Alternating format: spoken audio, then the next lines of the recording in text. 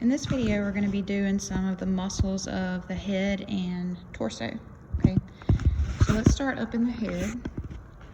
We have what are called the epicranius muscle. Okay, so that runs from the anterior side of the head all the way back to the posterior side, and you can only see a little bit of it back here. Got most of it kind of cut off.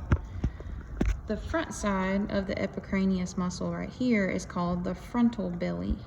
Right, this is the frontal belly of the epicranius muscle. The part on the back is the occipital belly of the epicranius muscle.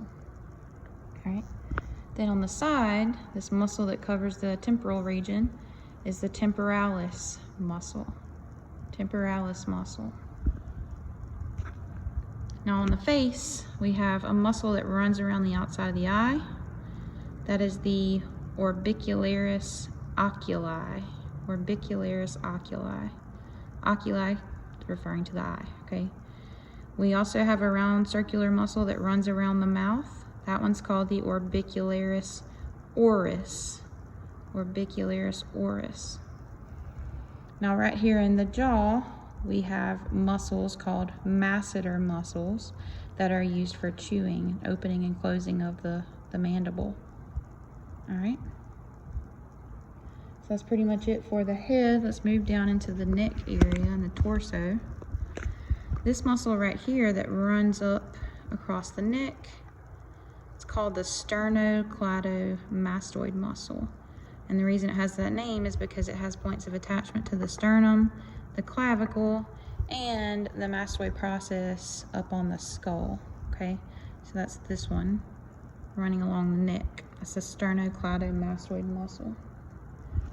Now down in the chest area, all the muscles on the left here are more superficial muscles, and the muscles they have shown on the right are deeper. Okay, they're underneath the ones on the left. So this muscle right here is the pectoralis major. It's the bigger of the two. And if you were to take the pectoralis major and peel it off, you would see this underneath. This is the pectoralis minor. Okay, so this one is underneath the major. All right, so moving down to the abdominal region, we have the rectus abdominis, this long muscle making up your abs, as the rectus abdominis, right? And then we have obliques on the sides of that. So you have exterior obliques. These, if you pay attention, the fibers run down towards the medial aspect of the body. All right, so they run in this direction.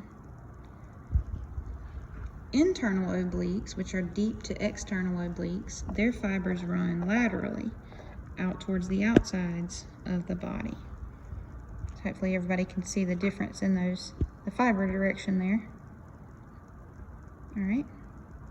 We also have the serratus anterior muscles. That's these muscles that are attached to the lateral aspect of the ribs. So be familiar with those. And then moving to the back, flip our guy around here.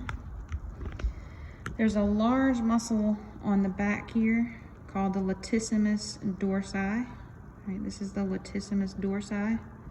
Again, these muscles on the right are the more superficial ones. The ones on the left here are deeper. Okay, so latissimus dorsi here, and then we have the trapezius muscle up here.